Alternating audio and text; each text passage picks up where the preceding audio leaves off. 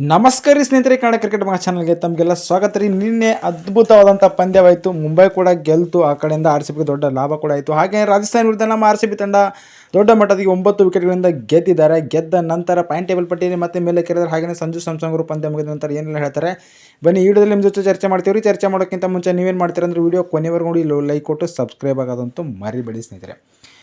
ನಿನ್ನೆ ನಡೆದಂಥ ಪಂದ್ಯದಲ್ಲಿ ಸಖತ್ತಾಗಿ 173 ರನ್ ಟಾರ್ಗೆಟ್ ನೀಡ್ತಾರೆ ಆರ್ ಸಿ ಬಿ ತಂಡಕ್ಕೆ. ಇದನ್ನೆಲ್ಲ ಗುರಿ ಬಂತು ವಿರಾಟ್ ಮತ್ತು ಸಾಲ್ಟ್ ಮತ್ತು ಪಡಿಕಲ್ ಸಖತ್ ಬ್ಯಾಟಿಂಗು. ಅವರು ಮೂವರು ಬ್ಯಾಟಿಂಗ್ ಆಡಿ ನಮ್ಮ ಆರ್ ಸಿ ಬಿ ತಂಡಕ್ಕೆ 9 ವಿಕೆಟ್ಗಳಿಂದ ಜಯ ತಂದು ಕೊಟ್ಟಿದ್ದಾರೆ ಅಂತ ಕೂಡ ಹೇಳ್ಬೋದು. ಹಾಗಾಗಿ ನಮ್ಮ ಆರ್ ಸಿ ಬಿ ತಂಡ ನಿನ್ನೆ ಒಂದು ಗೆದ್ದು ಪಾಯಿಂಟ್ ಟೇಬಲ್ ಪಟ್ಟಿಯಲ್ಲಿ ಮತ್ತೆ ಮೇಲಕ್ಕೇರಿದ್ದಾರೆ. ಹಾಗಾಗಿ ನಮ್ಮ ಆರ್ ಸಿ ಬಿ ತಂಡಕ್ಕೆ ಖುಷಿಯಾದಂಥ ವಿಷಯ ಅಂದರೆ ಒಟ್ಟಾರೆಯಾಗಿ 6 ಪಂದ್ಯದಲ್ಲಿ 4 ಗೆಲುವು 8 ಪಾಯಿಂಟ್ಗಳಿಂದ 3ನೇ ಸ್ಥಾನದಲ್ಲಿದ್ದಾರೆ ಅಂತ ಕೂಡ ಹೇಳ್ಬೋದಾಗಿದೆ. ಈ ರೀತಿಯಾಗಿ ನಮ್ಮ ಆರ್ ಸಿ ಬಿ ತಂಡ ಮೇಲಕ್ಕೇರಿದ್ದಾರೆ.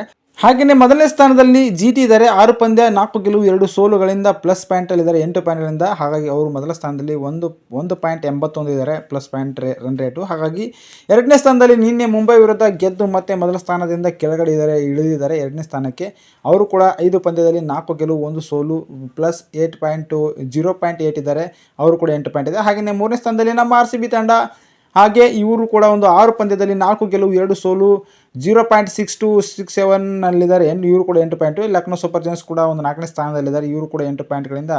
ಹೀಗೆ ಈ 4 ತಂಡಗಳು 8 ಪಾಯಿಂಟ್ಗಳಿಂದ 4ನೇ ಸ್ಥಾನದಲ್ಲಿದ್ದಾರೆ. 5ನೇ ಸ್ಥಾನದಲ್ಲಿ KKR ತಂಡ ಇದೆ. ಅವರು ಕೂಡ 6 ಪಾಯಿಂಟು. 6ನೇ ಸ್ಥಾನದಲ್ಲಿ ಕಿಂಗ್ 11 ಪಂಜಾಬ್ 5 ಪಂದ್ಯ ಆಡಿದ್ದಾರೆ, 3 ಗೆಲುವು 2 ಸೋಲು ಮುಖಾಂತರ 6 ಪಾಯಿಂಟ್ಗಳಿದ್ದಾರೆ. ಹಾಗೆಯೇ ಮುಂಬೈ ಇಂಡಿಯನ್ಸ್ 7ನೇ ಸ್ಥಾನಕ್ಕೆ ಬಂದು ಕೂತಿದ್ದಾರೆ.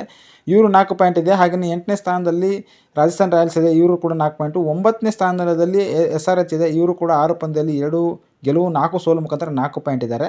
ಹಾಗೆ ಕೊನೆಯಲ್ಲಿ ಚೆನ್ನೈ ಸೂಪರ್ ಕಿಂಗ್ 6 ಪಂದ್ಯದಲ್ಲಿ ಕೇವಲ ಒಂದೇ ಗೆದ್ದಿದ್ದಾರೆ. -1.55ನಲ್ಲಿ ಹೋಗಿದ್ದಾರೆ, ಹೋಗಿದ್ದಾರೆ. ಅವರು ಕೂಡ ಕೊನೆ ಸ್ಥಾನದಲ್ಲಿ.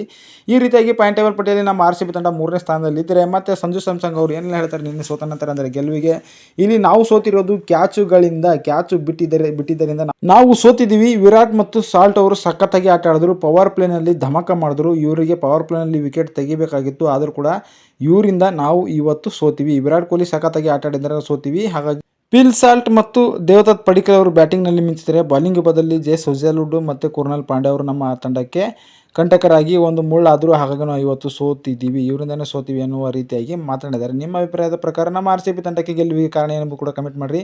ಸಾಧ್ಯವಾದಲ್ಲಿ ಈ ಚಾನಲ್ ತಮಗೆ ಇಷ್ಟವಾದಲ್ಲಿ ಈ ಚಾನಲ್ ಕೂಡ ಸಬ್ಸ್ಕ್ರೈಬ್ ಆಗಿರಿ, ಸಪೋರ್ಟ್ ಮಾಡಿರಿ. ಧನ್ಯವಾದಗಳು. ಸಿಗೋಣ್ರಿ ಮುಂದೆ. ಬಾಯ್, ಟೇಕ್ ಕೇರ್.